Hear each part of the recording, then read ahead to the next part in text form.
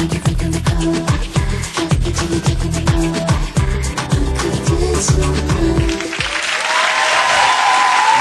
of work. Lovely. Your video's always great. Vanilla Great. That's the single. That's not out until June the 7th, but you can get it then. I guess, is the album out now over here, do you know? Yes. Yeah, it is. The album's out now. The single's out on June the 7th. The album's called Damita Joe. Let's talk about the Super Bowl moment in America. Let's not insinuate. No, come on, Janet. You know you have to share this with us. Now, what do you want me to share with you? Well, I've shared enough, haven't I? well, yeah, but we still, I think, both have so much to give. Now, the Super Bowl in America, there was a... Now, let me get this right. This was a performance with Justin Timberlake, okay? Mm-hmm. And during the end bit, he reached over, as you would, I'm feeling the urge myself, and he gave a little tug. Out popped the puppy, yeah? The puppy. And then, cool, man, what a fuss that caused in America. Were you surprised at that? It just seemed to be the one topic of conversation that week. It was crazy, actually, and it was really ridiculous. And But was it, they were saying, people were saying afterwards, well, this was done to promote the album, which I would have thought, yeah, you know, it has to be really. It wasn't. The album came out, what, almost 3 months later? How could that possibly promote the album? But was it a genuine accident? It was truly an accident. No, surely not. Well, then why did you have the door knocker thing on there? That's another one of my piercings. That's a piercing. The size of it's like a bloody plate. The size of it's like an ashtray. I have that. I have... That's a piercing? Yeah, it's Oh, a that's piercing. a whopper, isn't it? No, you're not. Please don't tell me you're... I'm not going to look behind me. Don't I've look. seen... I'm watching enough for the both of us. And old Timberlake's getting an eyeful while he's at it. Not for the first time, I imagine. That was shady, John. Oh, what? I like the way you do that with your finger. Yeah, I'll tell you what an accident looks like, Janet. If you want to watch this, we had a similar event that caused quite a storm.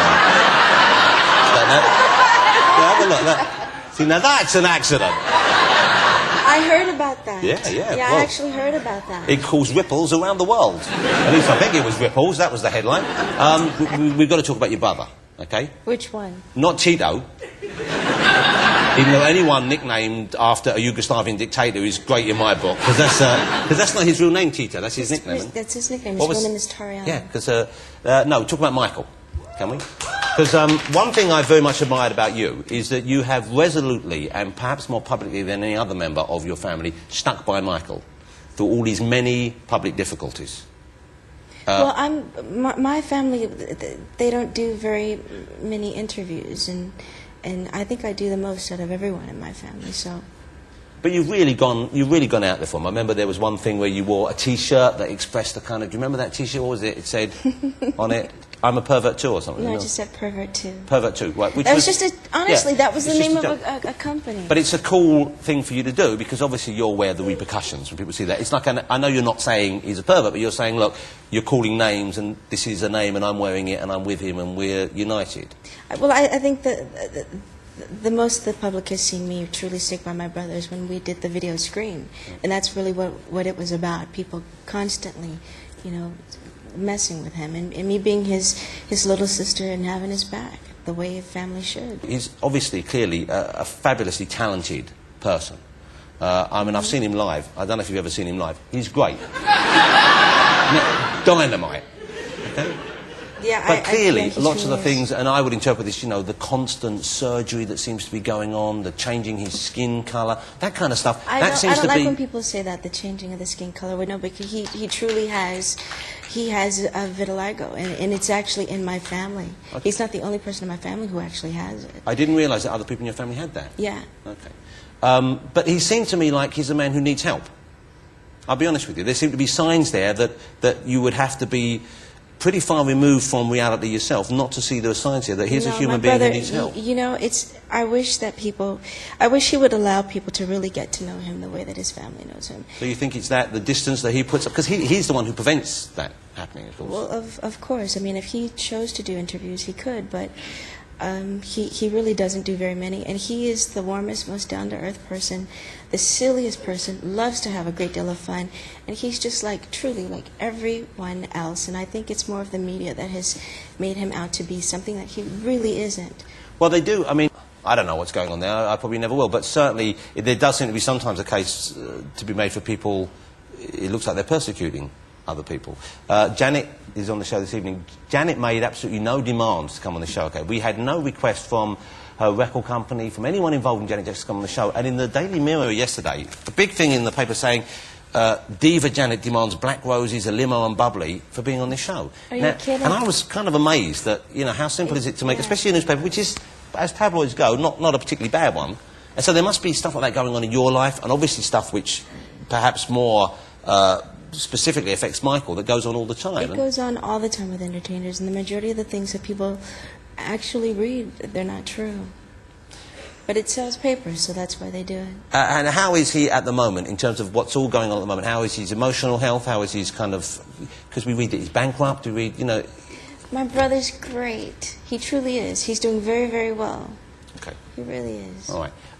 You are obviously doing great. I think, you know, that's never been in doubt. You seem to be very focused, and especially at the moment, you seem to be coming from a very happy place. Would I be right that your life is going as you want it to be? This is the happiest that I've really ever been in my life. I'm truly experiencing, I'm in love, and really experiencing what a relationship is truly supposed to feel like. You know, we mentioned earlier, because you said your weight does fluctuate sometimes as well. Is that kind of binge eating because you just fancy a snack, or is that kind of when you're less happy? No, I mean, it could come from different things.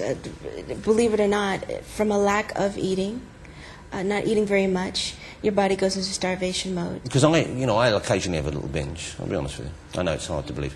But, what do you like? Well, I'll tell you what I like.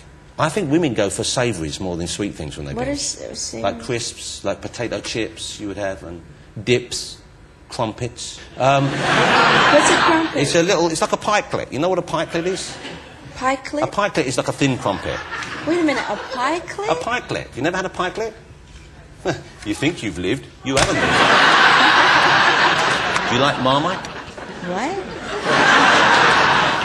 Marmite? I envy you. Marmite? You have a world of taste experience ahead of you.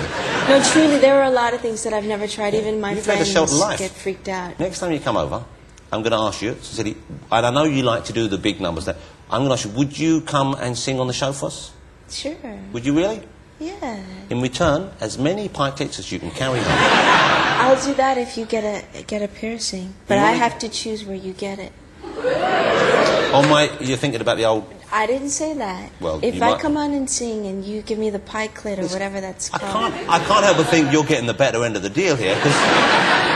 So I've just got to buy you a little thing, right? You got to eat a pikelet, and then I have to get myself pierced for you.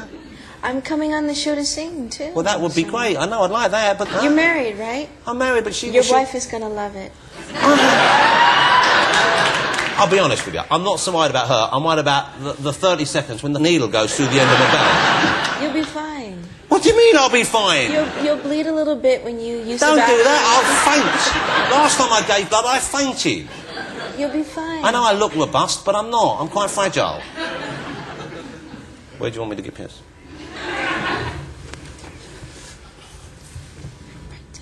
Okay.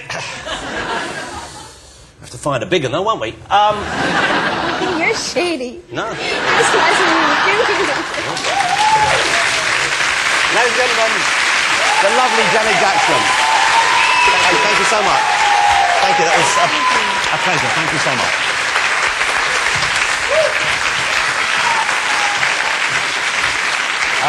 Thank you to all my guests this evening, and weren't they all great? They really were. Elliot Gould, Jake Gyllenhaal, and Miss Janet Jackson. Thank you all much.